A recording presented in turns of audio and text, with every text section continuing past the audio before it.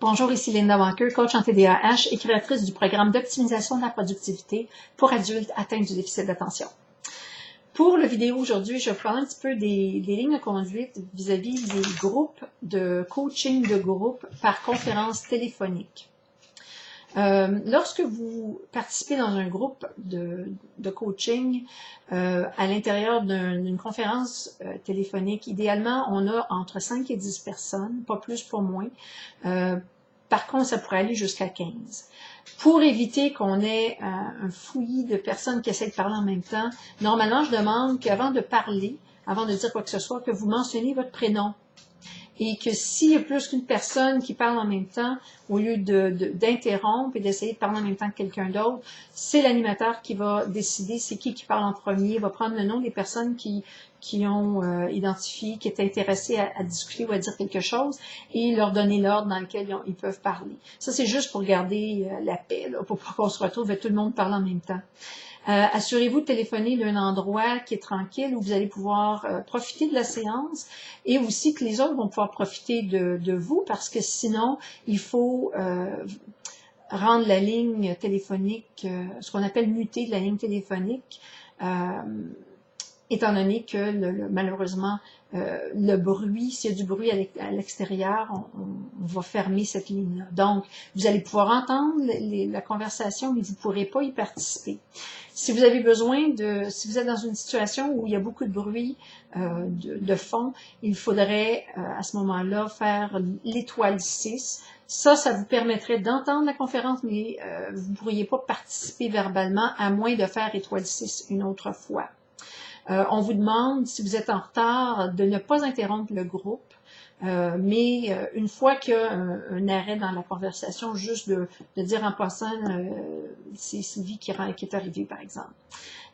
Si vous devez quitter la séance plus tôt, si vous êtes capable d'avertir le coach au début de la séance, c'est génial, mais sinon, quitter sans rien dire, parce que ça peut créer beaucoup de problèmes si on a plusieurs personnes qui décident de quitter plus tôt pour quelque raison que ce soit. Utilisez la discussion laser. Discussion laser est réellement de mise dans un coaching de groupe. On ne veut pas entendre toutes les histoires possibles que vous avez à dire avec tous les détails. Utilisez que les détails qu'on a besoin d'entendre pour comprendre le contexte de ce que vous essayez de raconter. Donc, faites votre point, partagez vos histoires, vos idées de façon concise avec un minimum de détails. S'il y a beaucoup de détails à communiquer, disons vous avez une situation et qu'il y a énormément de détails, idéalement, vous voulez écrire un courriel, me le faire parvenir ou le faire parvenir à votre coach qui va s'occuper de le faire parvenir à tout le monde pour que les gens soient prêts lorsqu'on se prépare à parler ou à travailler ensemble. Mais c'est pas souvent que ça arrive qu'on a besoin de faire ça. Normalement, les gens sont capables d'être assez concis. Si, par exemple, quelqu'un embarque dans une discussion qui est trop détaillée ou prend trop d'espace, à ce moment-là, c'est important que les participants, au moins un participant puisse dire, écoute, Joe, on aime beaucoup ce que tu as à nous dire, mais malheureusement, n'oublie pas qu'on a la discussion laser qui est de mise. Et à ce moment-là, ben Joe, si on est chanceux, Joe va pas prendre ça comme une insulte, mais il va comprendre qu'effectivement, il partage un peu trop. Être sensible aux autres participants, c'est important.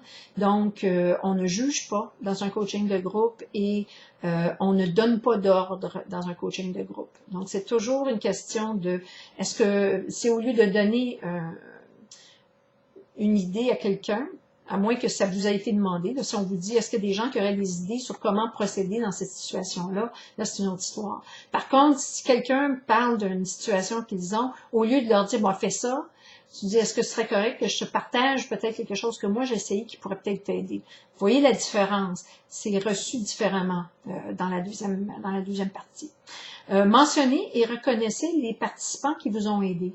Parfois, vous avez une situation, vous en parlez, quelqu'un fait part d'une façon qu'ils ont de travailler cette même situation-là, et vous l'essayez et ça fonctionne pour vous, ou que quelque chose que quelqu'un a dit, que ce soit votre coach ou que ce soit quelqu'un d'autre, un autre participant, habituez-vous à à démontrer une reconnaissance pour ce que vous avez appris de chacun des membres. S'il y a de l'écho dans la ligne téléphonique ou beaucoup d'interférences, c'est possible que la dernière personne qui est entrée avant que l'interférence commence ait besoin de raccrocher, de reprendre, de refaire le numéro, en particulier parce qu'ils ont peut-être eu une mauvaise ligne. Vos engagements, respectez-les, respectez vos engagements avec vous-même et avec le groupe. Ce qui est réellement génial du coaching de groupe, c'est le fait que le groupe a tendance à vraiment se soutenir et on a un soutien lorsqu'on qu'on garde nos engagements avec les autres et avec soi. Donc, c'était Linda Walker pour les règles de conduite pour le coaching de groupe à la hauteur de vos ambitions.